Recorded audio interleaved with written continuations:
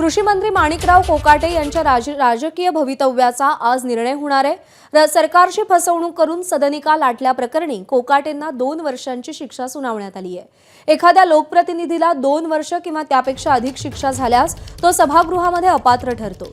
अशी कारवाई होऊ नये यासाठी कोकाटेंकडून शिक्षेला स्थगिती मिळावी आणि शिक्षेच्या अंमलबजावणीला स्थगिती मिळावी असे 2 अर्ज जिल्हा सत्र न्यायालयामध्ये दाखल आहेत। शिक्षेच्या अंमलबजावणीला न्यायालयाने स्थगिती दिली असली तरी शिक्षा मात्र कायम आहे। त्यामुळे कोकाटे यांच्यावर कारवाईची टांगती तलवार आहे। आज त्यांच्या याचिकेवरती सुनावणी होणार आहे। कोकाटेंच्या शिक्षेला स्थगिती मिळणार की खालच्या कोर्टात शिक्षा कायम राहणार याकडे लक्ष लागलंय। दरम्यान हे सगळं प्रकरण नेमकं काय आहे आपण एक नजर टाकूया ग्राफिक्सच्या माध्यमातून। 1995 साली मुख्यमंत्री 10% कोटा योजनेतून घर मिळवण्यासाठी माणिकराव कोकाटेंनी खोटी कागदपत्र सादर केली। स्वतःचं घर नसल्याचं, कमी उत्पन्न असल्याचं सांगून 2 घरं पदरात पाडून घेतली।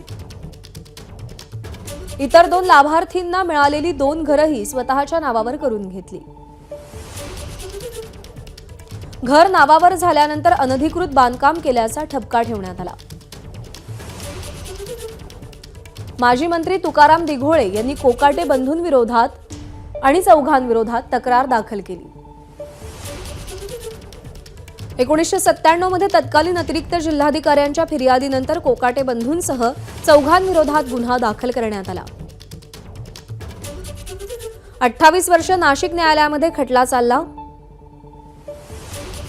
10 साक्षीदार तपासण्यात आले। कोकाटे आणि त्यांचे भाऊ सुनील यांना 2 वर्षांची शिक्षा ठोठावण्यात आली आणि 50,000चा दंड देखील ठोठावण्यात आलाय। फिर्यादी क्रमांक 3 आणि 4 ला कोणतीही शिक्षा झालेली नाही। धनंजय मुंडे यांच्या मंत्रिपदाच्या राजीनाम्यानंतर आता विरोधक माणिकराव कोकाटेंच्या राजीनाम्याची मागणी करतात। कोकाटे यांनी बनावट कागदपत्रांच्या आधारे शासकीय सदनिका बळकावल्याच्या आरोपाखाली त्यांना 2 वर्ष तुरुंगवासाची शिक्षा सुनावण्यात आली आहे। दरम्यान शिक्षेला स्थगिती मिळावी आणि शिक्षेच्या अंमलबजावणीला स्थगिती मिळावी असे 2 अर्ज जिल्हा सत्र न्यायालयामध्ये कोकाटेंकडून दाखल करण्यात आलेत।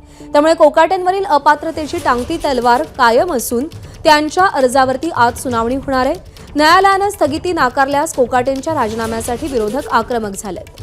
मुंडेंनी नैतिकता म्हणून राजीनामा दिल्याचा दावा राष्ट्रवादी काँग्रेसचे नेते करतात। त्यामुळे आता नैतिकतेच्याच आधारावरती माणिकराव कोकाटेंचा राजीनामा होणार का याकडे सगळ्यांचं लक्ष लागलंय। आणि या सगळ्या संदर्भात अधिक अपडेट जाणून घेऊयात। निलेश बुधावले सध्या आपल्यासोबत आहेत। निलेश, माणिकराव कोकाटेंच्या राजीनाम्यासाठी विरोधकांकडून कशी रणनीती आखली जाते आणि आज त्याचे कसे पडसाद उमटताना दिसतील? प्रज्ञा, धनंजय मुंडेंच्या रूपानं सत्ताधारी पक्षाची पहिली विकेट घेतल्यानंतर आता विरोधक सत्ताधारी पक्षातली दुसरी विकेट घेण्यासाठी मोठ्या प्रमाणात प्रयत्न करताना आपल्याला पाहायला मिळत आहेत। कालपासूनच आपण पाहिलं तर खालचं सभागृह असेल किंवा वरचं सभागृह असेल याच्यामध्ये प्रामुख्यानं विरोधकांना जो गोंधळ केला होता तो कोकाटेंच्या राजीनाम्याच्या अनुषंगानं केला होता।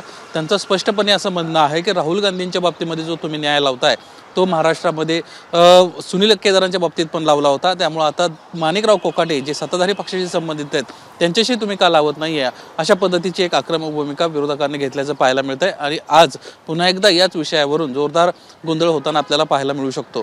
माणिकराव कोकाटेंचा सत्र न्यायालयामध्ये शिक्षेसाठी अर्ज जरी असला तरी त्याच्यावरची सुनावणी पार पडलेली नाहीये। आजचा दिवस जो आहे तो माणिकराव कोकाटेंसाठी अतिशय महत्त्वाचा आहे। आज जर त्यांच्या शिक्षेला स्थगिती नाही मिळाली तर मात्र माणिकराव कोकाटेंचं आमदारकीचं पद असेल किंवा मंत्रिपद असेल हे दोन्हीही जाऊ शकतं आणि त्यानंतर विरोधक जो आहे तो याच मुद्द्यावरून मोठ्या प्रमाणात आक्रमक होताना आपल्याला पाहायला मिळू शकतो। आजचा दिवस माणिकराव कोकाटेंसाठी महत्त्वाचा आहे आणि विरोधक देखील ही संधी जी आहे ती संधी मिळवण्यासाठी मोठ्या प्रमाणात प्रयत्न करताना पाहायला मिळतील आणि कुठेतरी दुसरी विकेट सत्ताधारी पक्षाची घेताना आपल्याला पाहायला मिळतील। प्रज्ञा, त्यामुळे आज अधिवेशनामध्ये नेमकं काय घडतं याकडे लक्ष असेल। अपडेट जाणून घेत राहू। तुर्तास धन्यवाद दिलेल्या माहितीसाठी। एबीपी माझा, उघडा डोळे बघा नीट।